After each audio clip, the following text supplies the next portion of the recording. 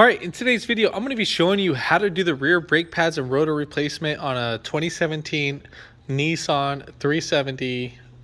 This does have the sport package brake system. It's not the basic one, so just keep in mind if you do have this brake setup right there, then this video would be for you. Now, if you have the other one, it'll just kind of give you fundamentals of that. So I mean, you can compare any other Nissan ones to it. They're pretty much the same thing, like as the Altima for the other style. Now for this one, simple process, nothing too crazy.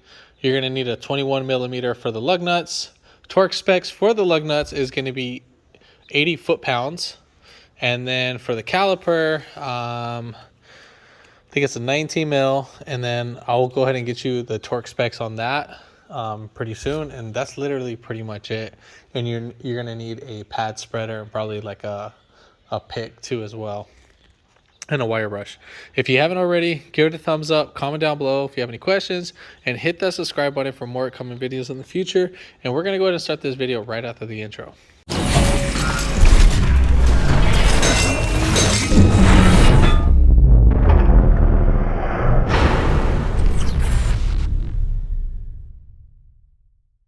All right, so first things first, jacking up spots. Before you do jack it up, make sure your emergency brake is off and then that your wheel can move freely. This is an automatic, so nothing too crazy. Make sure you put a wheel chuck on the front and the rear of the tire on both wheels so that your car does not roll back. Now, if you wanted to jack up your vehicle, you can actually lift it up from the differential, which I would recommend.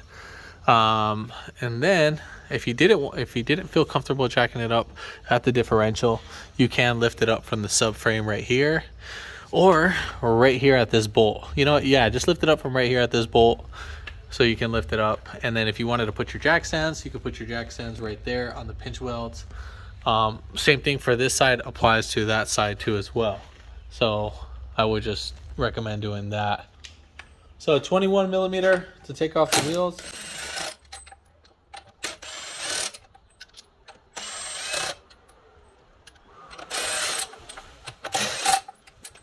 And then we're gonna go ahead and drop down our wheel. All right, so coming right over here on the back of the caliper, right here. So we have one, and then the other bolt is right here. So these two, so as you can see, so 1, 2, and then those are gonna be 19 millimeters.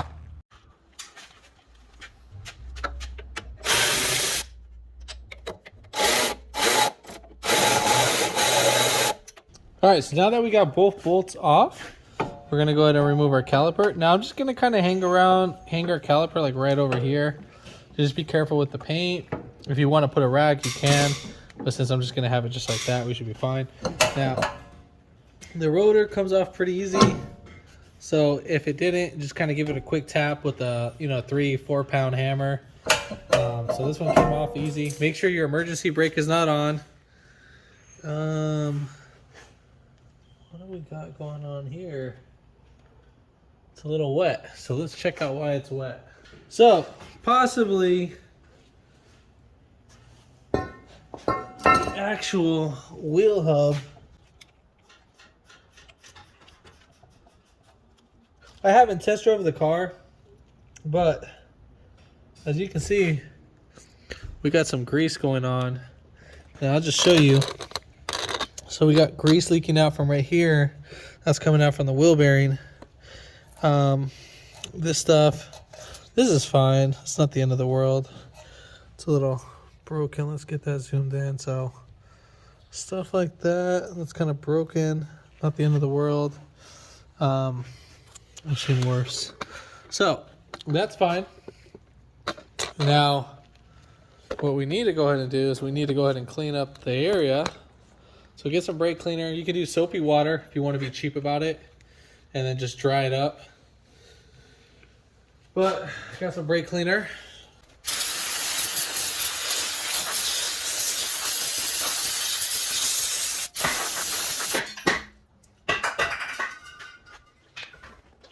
All right, so now we're just gonna kind of wait till it dries up a little bit, and then we'll go ahead and get right back to the video.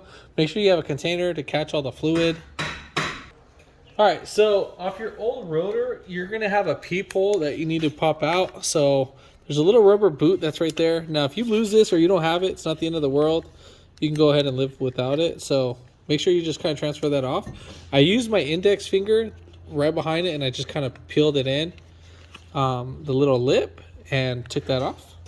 Now for our new rotor, we're just gonna go ahead and just lay this right in here and just kind of just smear it in there, make sure it's smooth. Then we'll just go ahead and insert it. All right. And now for the caliper. Try not to let this one hang too much. All right, so we got 2 cotter pins that we need to pop out. And let's get that zoomed in. So right here, so we have our guide pin that holds in our brake pads and our hardware kit. So it's this black piece. So we have one right here and then one right here too. And so our little cotter pins are right here. You can get a pick and just kind of pull this out. Just make sure you don't lose them.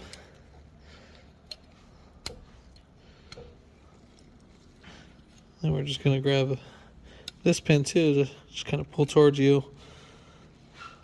All right.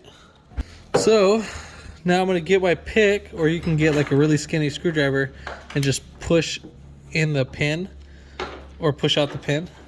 So we're just gonna push it from the inwards. Now these guys aren't tight or aren't too tight. Now the pad will retract with the guide pins. So just trying to make sure everything's all leveled out before anything. And then we shall pull.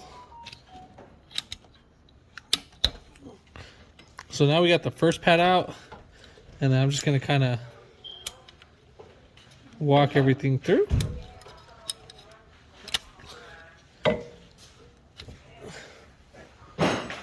So I'm gonna put my thumb right here on the actual anti-rattle clip, and I'm gonna push down so it makes it easier to pull out the guide pin. And then on the same thing for the bottom, I'm gonna push down so it makes it easier to pull out the guide pin. And then we're gonna pull the anti-rattle clip. And I have my fingers right here in the back so the pads don't fall down. And then I'm gonna go ahead and pull out the pads themselves. And then voila. So we're gonna go ahead and open up the caliper. And you need a pad spreader. Now the pad spreader you can get at AutoZone, but I have my own.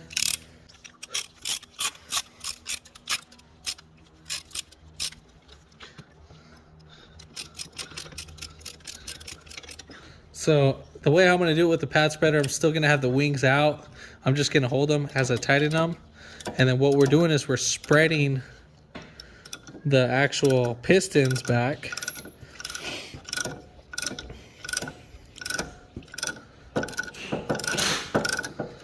If one side starts closing and the other one hasn't yet, just wait until one side fully closes, and then it's going to start going to the other side. All right, so now that we have everything closed, go ahead and pull back. And then as you can see, we are flat. Not all the way flush, but just, almost there. All right, so now we're gonna go ahead and clean up our caliper. We just need to clean up 4 corners. We're gonna clean up right here, and then we're gonna clean up right here, and then we're gonna clean up the bottom. If you wanna kind of clean up the whole area, you're more than welcome to, but we're not really gonna do that much.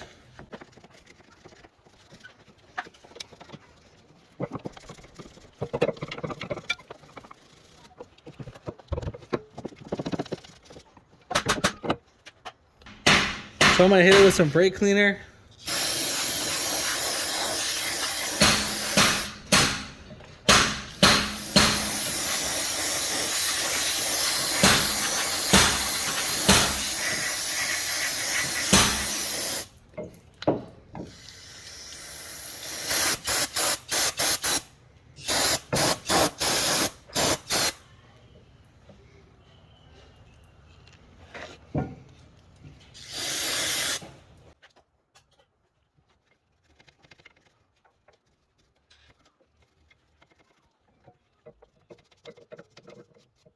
Now, the only reason why I'm cleaning this one a little bit excessive is because it has a lot of grease on it.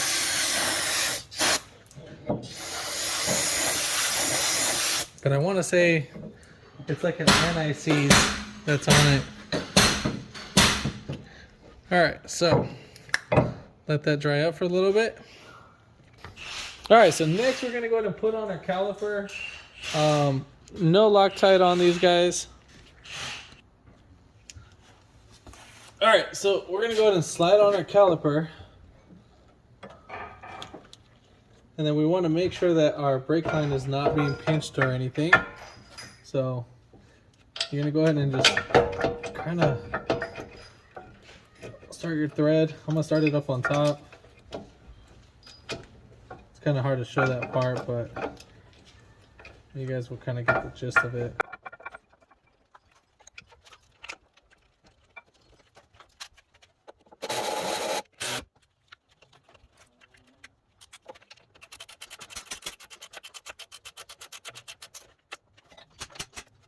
All right, so the caliper mounting bolts are going to be torqued down to 62 foot-pounds.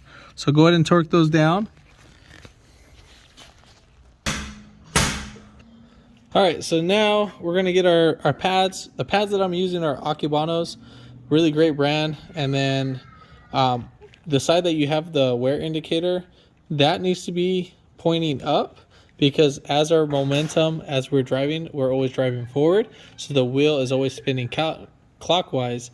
And so it's always going to wear up the top of our pads. So the wear sensor needs to be up here. So once it starts wearing up here a lot more, it wears up here a lot more faster, and it'll hit the wear sensor, which is this little bracket piece. So again, this would need to be on the inside facing up. If it's down like this, that is wrong, and eventually you would get metal to metal. So just keep in mind that. All right, so now let's go ahead and lubricate our pad. Now we're going to lubricate the four corners for this one specifically. So right here we only have we have an indentation, so you'd be wasting brake grease. We just need to lubricate right here and right here. So just all four corners of the pad.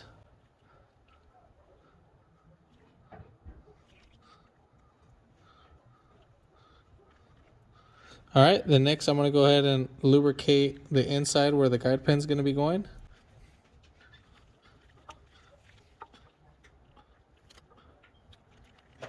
All right, now that we got that lubricated, we're going to go ahead and insert our pad. Remember, our wear indicator sensor is going to be up on top.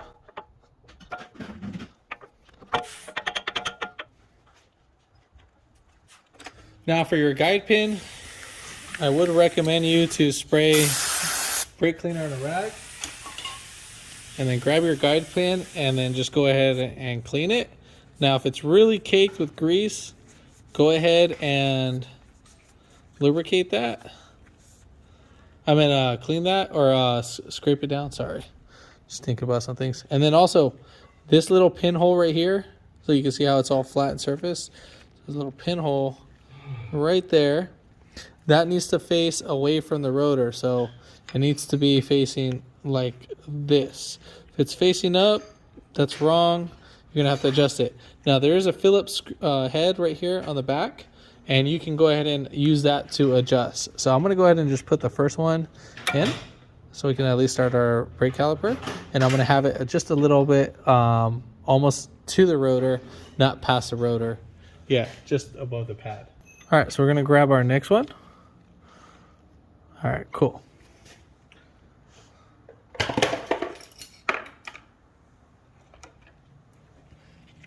So now here we have our hardware anti-rattle clip. Now we already had someone work on this and they put grease on this, and so we need to go ahead and wipe this off. So I'm going to use a scrape brush just to clean this. If not, you can either replace it.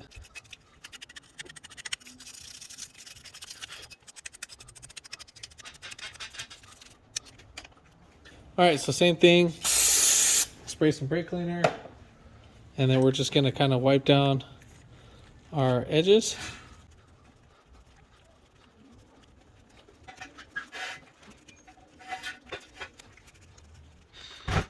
So we're gonna go ahead and grease up our actual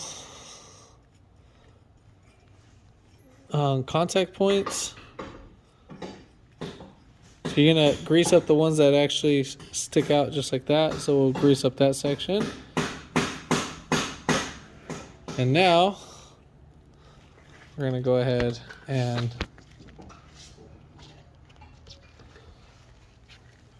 insert our pad. So as you insert it, we're gonna go ahead and push down. And I'm gonna start off with the top because that's just my easiest one. And then at the same time, kind of pushing up and down with the actual pin. And then I'm gonna start off with the bottom two and then see if I can, you know, wiggle it. And then right here, if it doesn't want to go in, you can actually use this pinhole as a reference point. So let's see. All right, so I need to go ahead and push the top piece down and then kind of wiggle this. And then I'm gonna do the same thing for the bottom.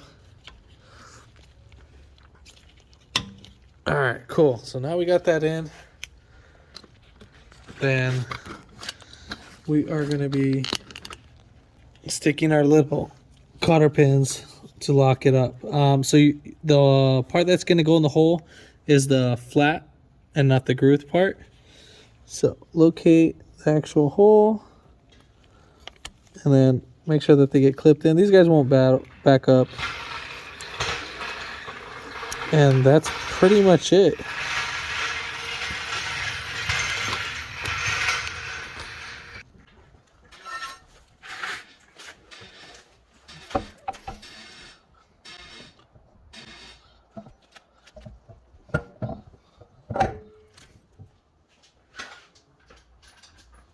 So when putting in your lug nut, you have a top hat. So right here is where it needs to sit. So you need to make sure that this does not hit the bottom lip of the actual rim. So I'll show you that in a little bit. Give me 1 second. Let me just tighten this one down. Just to hold the rim. So what I always see what happens is that right here on this little bottom lip is that the top piece of the lug nut, this piece, will bottom out right here, and then as soon as you center out the wheel, you'll just kind of wobble that. Now when you tighten down these lug nuts, I'm not going to show it right now, but you are going to be tightening it down in a star pattern. So you're going to go 1, 2, 3, 4, and 5, and then again torque that down to 80 foot-pounds, and then that's pretty much it.